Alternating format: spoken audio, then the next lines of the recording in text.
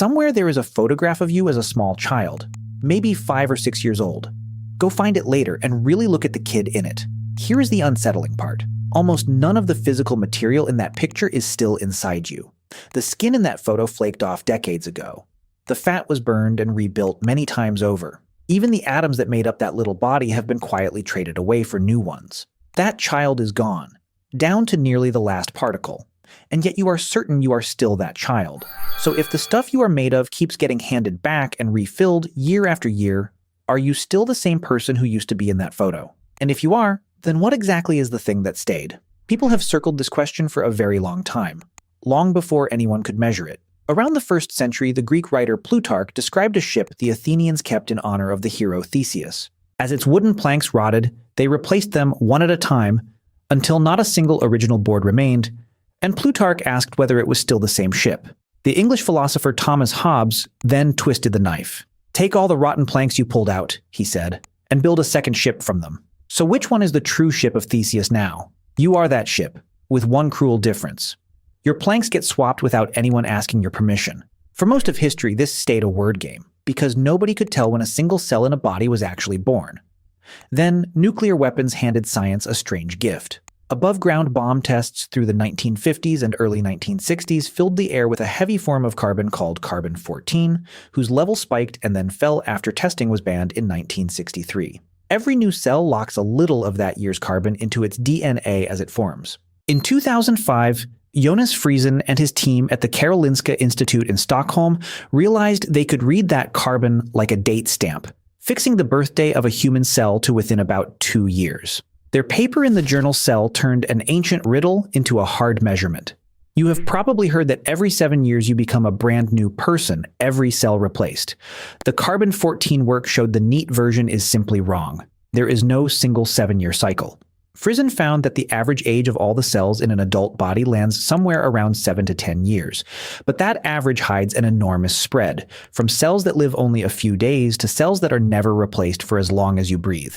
Start at the fast end. Different parts of you run on wildly different clocks, and the lining of your gut is the quickest thing you own. The cells facing the inside of your intestine get torn apart by digestion so fast that the whole lining rebuilds itself every 3 to 5 days. The outer layer of your skin turns over in about 2 to 4 weeks. Your red blood cells last roughly 4 months, and your body spins out around 2 million fresh ones every single second just to keep the count level. Other parts take their time. Your skeleton feels solid and permanent, yet bone is living tissue that swaps about 10% of itself every year, so you grow essentially a new skeleton each decade. Your liver rebuilds most of its working cells over roughly a year, part of why it can regrow after damage that would kill any other organ. Even your fat hides a slow churn.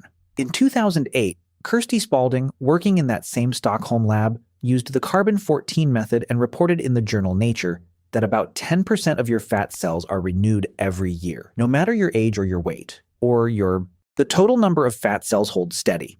The individual cells keep getting traded out underneath. Now drop below the cells, all the way down to the atoms, and the turnover runs faster still. In the early 1950s, Paul Aebersold at the Oak Ridge Nuclear Laboratory used radioactive tracers to follow elements moving through the body, and estimated that around 98% of your atoms are swapped for new ones every year. Water alone makes up about 70% of you, and half of its molecules are exchanged roughly every 8 days. The carbon in your muscles right now sat inside plants and animals a few months ago. The calcium hardening your bones arrived through your food, and will leave again. What you point to and call your body is on permanent loan, handed back and refilled far faster than it ever feels.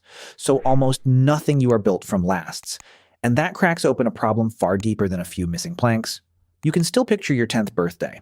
You can still smell the kitchen of a house you left 20 years ago.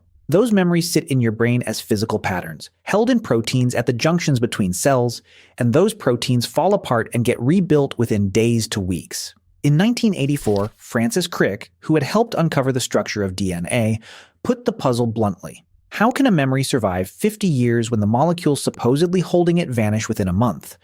The memory stays even though its ingredients do not. What survives is the arrangement, copied onto fresh molecules over and over. And through every bit of this churn, you feel absolutely nothing. You lie down at night and wake up certain you are the very same person, even though billions of cells were retired and rebuilt while you slept. That smooth, unbroken sense of being one continuous self is the one thing all the swapping never seems to touch, which leaves a question the carbon dating cannot answer on its own. If the body is this temporary, what is the self actually standing on? Here is the twist almost nobody mentions. Not everything in you gets replaced. When Frison's team dated the neurons in the cortex of the human brain in that same 2005 study, the cells came back as old as the person they belonged to. The supporting cells around them were being swapped out, but the neurons themselves were originals, in place since close to birth and never traded. The cells most tied to who you are, the ones carrying your thoughts and your history, sit among the very few parts of you that refuse to be replaced. Your heart drives the point even harder. For decades, people assumed heart muscle never renews at all. In 2009, Olaf Bergman used the carbon-14 method again and reported in the journal Science that the truth sits somewhere in the middle. Your heart muscle cells do renew, but barely. At 25, you replace about 1% of them a year, and by 75, that has dropped to under 0.5%, added across a whole lifetime, and fewer than half of your heart cells are ever exchanged. Most of the heart beating in your chest tonight is exactly as old as you are, and a few parts of you never change at all. The clear proteins at the center of the lens in each eye, the ones bending light so you can read these words, were built before you were born, during your first months in the womb. They are never broken down and never rebuilt. Radiocarbon work published in 2008 confirmed they show no turnover across an entire lifetime, which makes them literally older than you. The only other tissue with that kind of permanence is the enamel on your teeth. You are taking in the whole world through proteins that are older than your first breath. So which one is the real you? The version that keeps almost nothing, rebuilt from fresh atoms year after year? Or the handful of stubborn holdouts that have stayed since the very beginning? Philosophers found an answer that steps around the material entirely. In 1689, John Locke argued that you are not your body in the first place. What makes you the same person through time is the unbroken thread of memory and awareness running from back then to right now. 3 centuries later, in his 1984 book Reasons and Persons, the philosopher Derek Parfit pushed harder and said that asking whether you are the same physical stuff is simply the wrong question. What carries you forward is the continuity of the pattern, the way each version of you links to the one a moment before. So sit with what that means for the body watching this.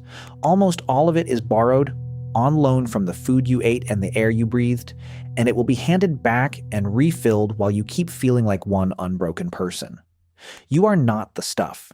You are a pattern, the shape your material keeps falling back into while the material itself is swapped out underneath. A few old neurons and a thin layer of ancient protein hold the line, and everything else is borrowed and returned. The child in that photograph is gone in nearly every atom, and is somehow still sitting right here, watching. So here is my question for you. If every physical piece of the child you used to be is already gone, what is the one thing that has never once stopped feeling like you? Tell me in the comments.